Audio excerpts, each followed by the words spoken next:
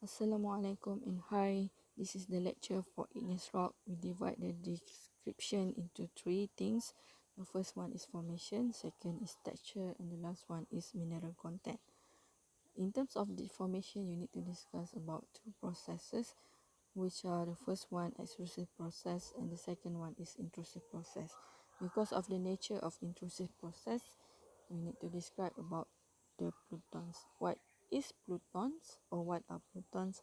We will describe to the next slide.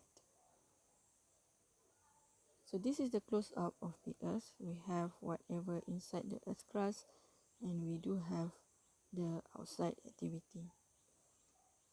The igneous rock is actually from the molten rock, and this molten rock cools down, eventually resulted to form igneous rock. The process is two types of process. The process inside the earth layer, we call it extrusive, and the process outside the earth layer, we call it extrusive. For extrusive, you can highlight the word volcanic rocks, and you can highlight the words volcanic activity. You know that volcano, we have the mountains and the magma ejected out. When magma ejected out, we call it as lava, and everything is surface activity. In terms of intrusive, you can highlight the word deep occurrence, meaning that the formation happened inside the earth, and because of that, we have what we call as plutonic rocks or plutons. And these plutons described in terms of batholiths, dioxys, laccoliths, napoliths, and also stocks. Okay, that's plutons we discuss in the next slide. So this is the visual that you can provide to explain about extrusive process and also intrusive process. Okay, I remind you again, whatever outside the earth crust, we call it as extrusive. Whatever inside, we call it as intrusive.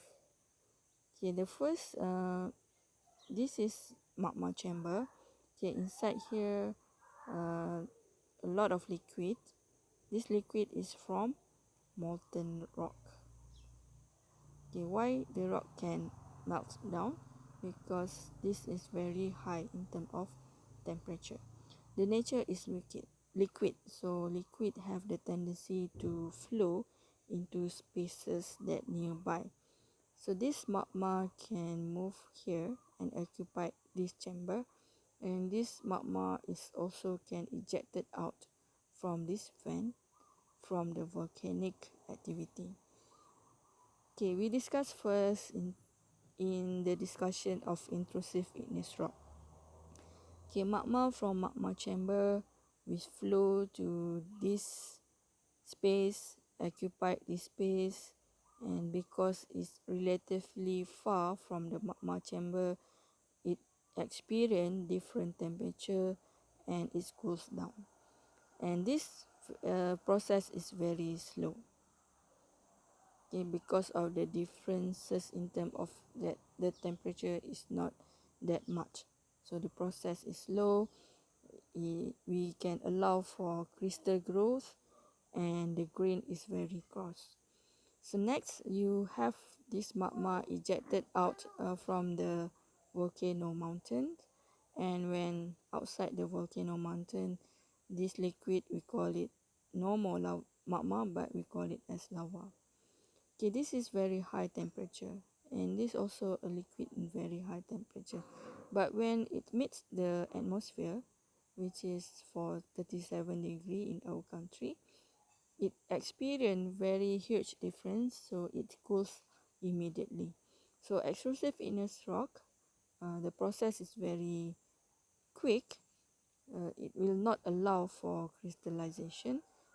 It results in terms of grain, it will result in fine grain. It's no more coarse grain in nature. So we will discuss about protons in the next slide.